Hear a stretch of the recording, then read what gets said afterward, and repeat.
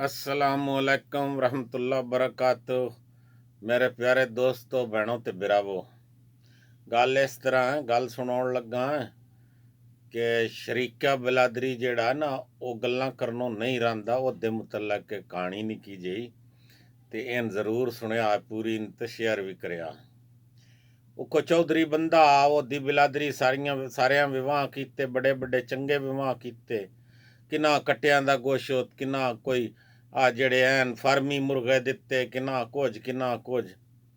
उस आख्या मैं जेड़ा ना हुण शादी करनी पुत्रे दी ते मैं गुठ कट छड़नी, ताला मार के न शादी दा ते दरिया विच कुंजियां वगा छड़नियां, शरीके बिरादरी ढूंढनियां ना ते तां उस इंज कीता जो जहान दा ना देसी मुर्गा वो कट्ठा च कीता कि उस मैं देसी मुर्गा ते देसी घ्यो च पका के खवाना बिलादरी।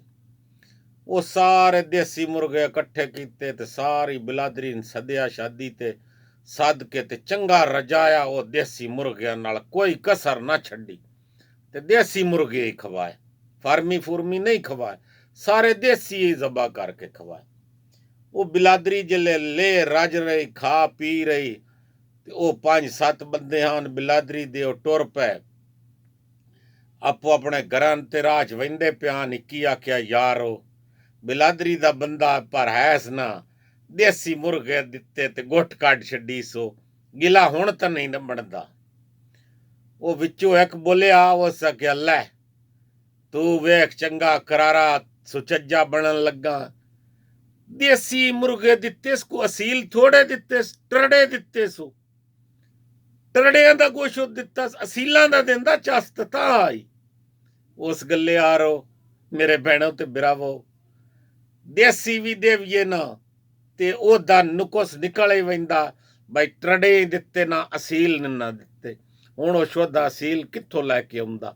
उस गल्ले आरो बिलादरी जेड़ी ना किदाइयों नहीं वहण देंदी, किदाइयों नुकुस कढ देंदी। भावें तुसी ना ओदे देसी मुर्गे दिओ ते भावें तुसी दिओ बकरे गोशत दा, ते किदाइयों न किदाइयों तुहाडा नुकुस निकल पाउण हुंदा।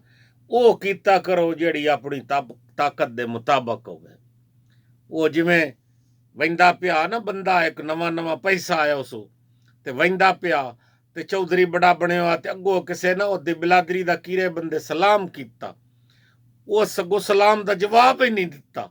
ਉਹ ਬੜਾ ਮਨਖੀ ਵਿਆ, ਦੂਜੇ ਆਪਣੇ ਰਿਸ਼ਤੇਦਾਰ ਕੋ ਸਕੇ ਯਾਰ ਉਹ ਜਿਹੜਾ ਫਲਾਣਾ ਬੰਦਾ ਉਸ ਮੈਨੂੰ ਅੱਗੋਂ ਸਲਾਮ ਦਾ ਜਵਾਬ ਹੀ ਨਹੀਂ ਦਿੱਤਾ।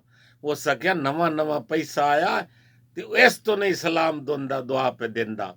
ਉਹਦੇ ਕੋਲ ਨਵੀਂ ਚੁਦਰਾਹਟ ਆਈ ਹੋਈ ਤੇ ਨਵੇਂ ਜਿਲੇ ਚੌਧਰੀ ਬਣਨ ਨਾ ਉਸ ਵੇਲੇ ਇੰਨੇ ਹੁੰਦਾ ਤੇ ਸ਼ੇਅਰ ਕਰਿਆ। ਅੱਲਾ ਹਾਫਿਜ਼।